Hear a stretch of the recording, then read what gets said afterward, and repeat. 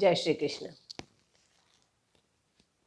कल 15वां पुरुषोत्तम योग पूरा करते हुए 16वें की ओर बढ़ रहे थे।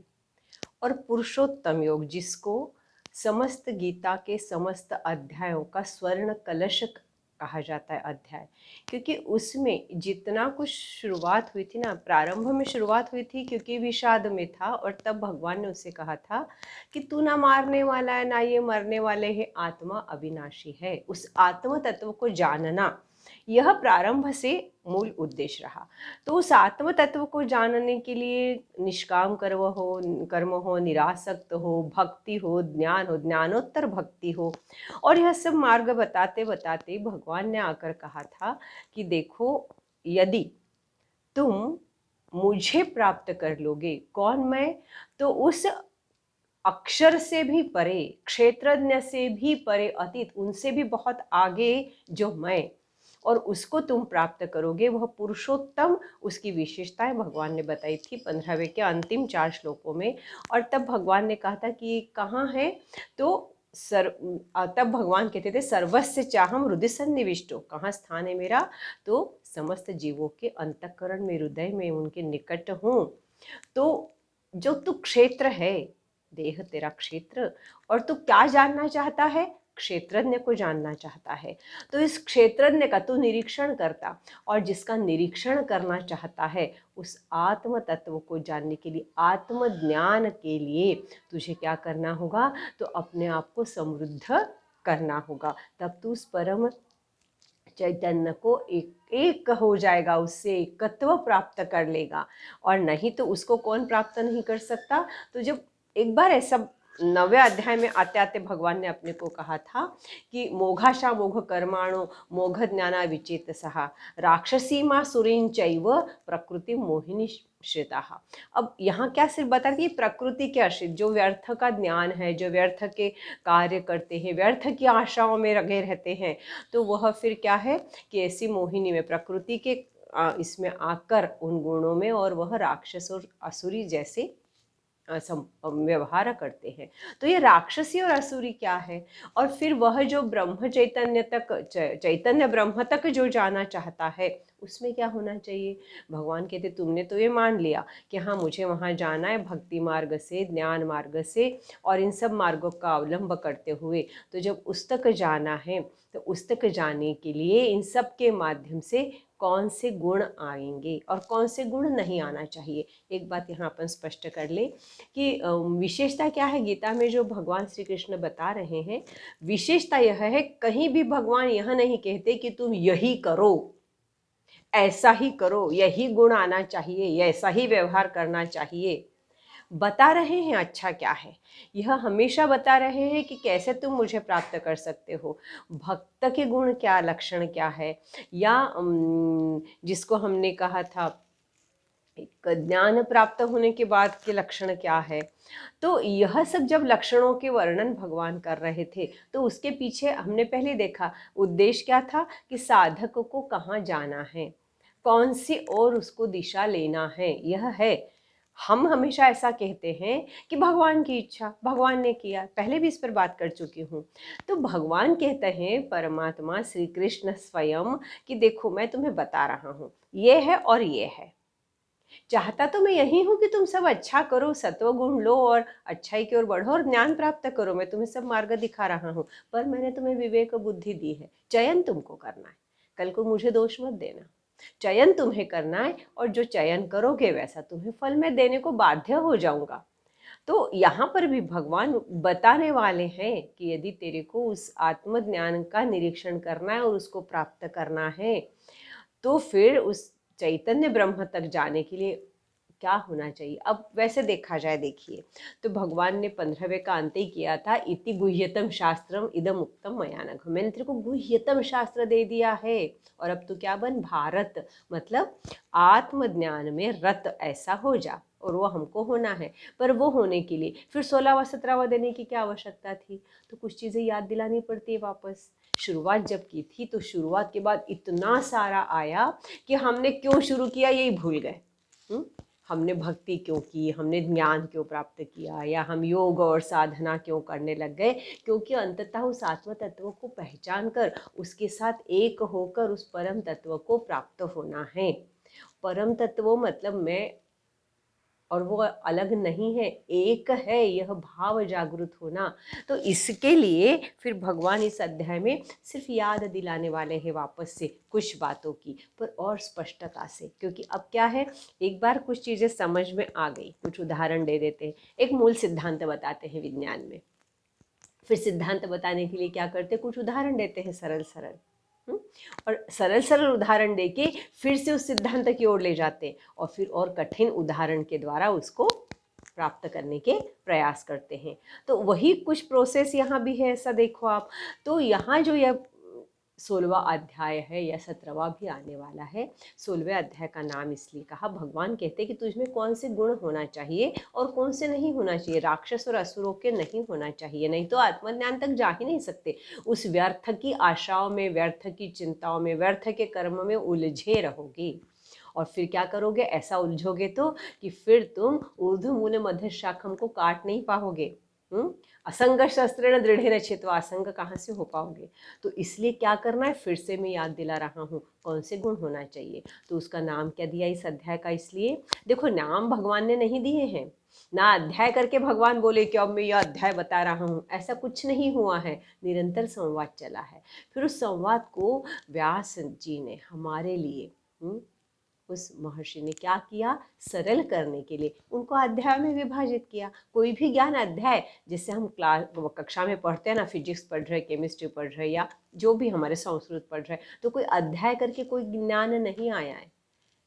जब हम एक अध्याय पढ़ते हैं गुरुत्वाकर्षण का, तो उसमें कितने सारे वैज्ञानिकों के कार्य है।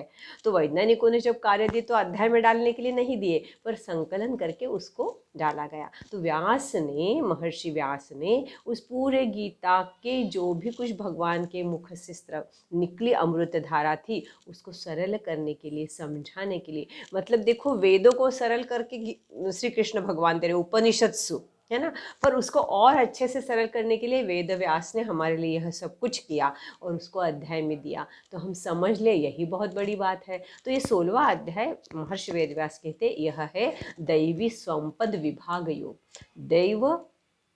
दैवी कौन से है, और दैवासुर संपद विभाग योग, असुरों का, यह 2 विभाग करके यह योग बना। तो यह दैवासुर मतलब दैवी संपत्ति क्या है और असुरी संपत्ति क्या है। संपत्ति मतलब असुरों के पास कितना धन है जो कि समुद्र मंथन से निकला, ऐसा नहीं है, और देवों ने क्या लिया वह नहीं है। यह संपत्ति गुणों के रूप में है जो अक्षय है। एक बार गुण आ जाए, आत्मसात हो जाए, तो वो कहीं नहीं जाएंगे। तो उन गुणों का विकास हो सकता है। कुछ गुणों को हम में से हम निकाल भी सकते हैं, पर निकालना किसके और रखना किसे, ये भी तो समझना पड़ेगा ना। अच्छा क्या है, एक बार बताएंगे भगवान, बात में आपके इच्छा पर है, रखना कि नहीं रखना, बढ़ाना कि नहीं बढ़ाना। भाई हमारे पूर्वज तो हम हमारे लिए बहुत कुछ रख के जाते हैं। अब हमको हीरो की पहचान ही नहीं हो तो हम पत्थर समझ के फेंक दे, बात अलग है। तो क्या रखना, कैसे संभालना, ये हमको होना चाहिए। तो भगवान ने इस अध्याय को जो दिया है, जिसको महर्षि वेद व्यास कहते दैवासुर संपद विभाग योग। तो दैवासुर संपत्ति क्या है, इसकी शुरुआत यहाँ की है, और इसलिए ये अध्याय वापस से एक बार आया है। और यह पुरुषोत्तम को जानने के बाद उस तक पहुँचने का एक फिर से मार्ग क्या है, इसकी पुनरावृत्ति हम देख सकते हैं इसमें।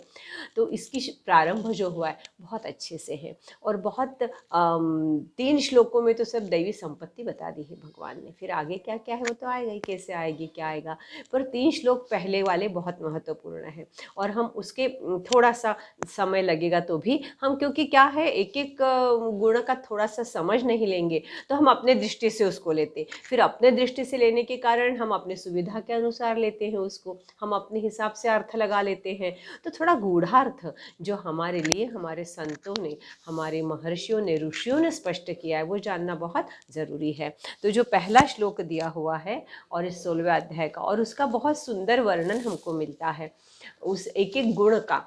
तीनों श्लोक एक साथ हम करके 26 गुण लेने की जगह हम एक एक श्लोक का गुण लेते चले तो ज़्यादा अच्छा रहेगा, तो थोड़ा सा विस्तार से हो सकता है। तो पहले श्लोक में भगवान कहते हैं अर्जुन को कि तुझे जब जानना है तो दैवासुर संपद विभाग योग में दैवी संपत्ति क्या है जिसके माध्यम से तू पुरुषोत्तम को प्राप्त कर सकता है, आत्मज्ञान तक जा सकता है। तो वह है अभयम सत्व संशुद्धिर, अभयम सत्व संशुद्धिर ज्ञान योग व्यवस्थिति ही दानंदमश्च यज्ञश्च स्वाध्यायस्तप आर्जवम्। अभयम सत्व संशुद्धिर, अभय हम कहते हो उसमें क्या है? एक बात समझ ले, या अभय किस बात का, यह समझना बहुत ज़रूरी है। क्योंकि हम तो क्या मानते, अरे बहुत डर, भय, मतलब हमारा भय और डर एक ही बात हो जाती है। हम सांप से डरते हैं, उसका भय नहीं है। सांप नहीं है तो डर चला गया। छिपकली से डरते हैं, छिपकली घर में नहीं तो डर नहीं है। भय, भय निरंतर है। अभय होना है मतलब आने ही नहीं देना है उसको, है और निकालना निर्भय वाली बात नहीं है। तो अभय, हमारे में ये भय होना ही नहीं चाहिए। काय का भय? तो भय के बारे में जो है भर्तृहरि ने एक श्लोक में बहुत अच्छी कुछ बातें कही हैं। कुछ भय को देखते जाए ताकि स्पष्ट हो जाए कि भय किस बात का कहा है।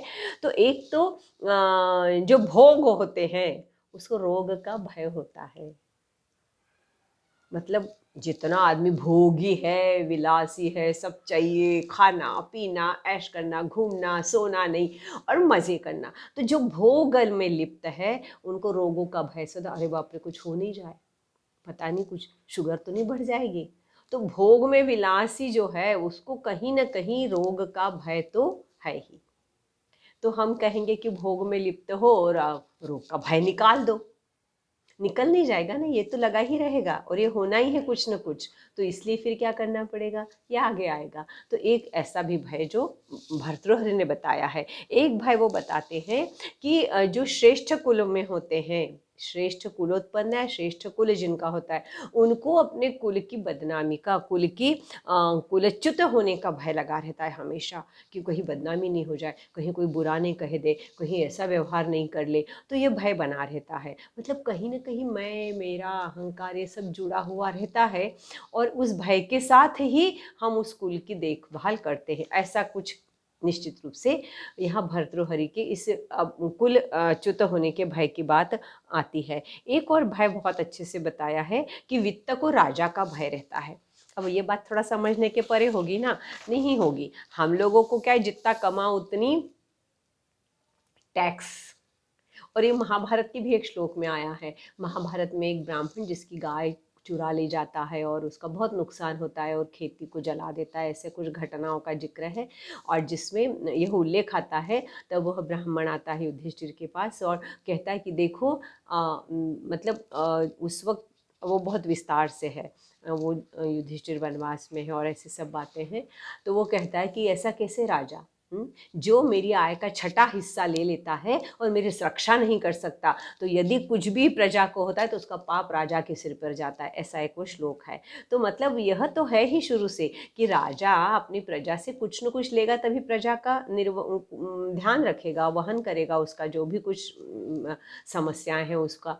तो इसलिए यह जितना ज़्यादा कमाओ, पर पहले कैसा था कि वह दे ही दिया जाता था और आज भी जो सत्वशील है वो देते हैं। फिर भय किसको है, ज़्यादा कमाते हैं तो ज़्यादा देना पड़ेगा, पता नहीं कितना टैक्स देना पड़ेगा। तो यह सब चीज़ें जो हैं उसके साथ जुड़ी रहती हैं। पर यह पूछने का निर्भय कौन होगा यहाँ पर, भय कि मैं राजा को पूछ सकूं कि मैं दे रहा हूँ तो फिर तुम मेरा ये सब कुछ ठीक से ध्यान भी रखना ज़रूरी है, रक्षण करना भी तुम्हें ज़रूरी है। तो यह निश्चित रूप से हो सकता है। और एक बात आगे उन्होंने बताई है, जो जो भय बताएं उसमें के कुछ ही लेते हैं हम, कि जो रूपवान होता है उसको भी भय काय को होता है।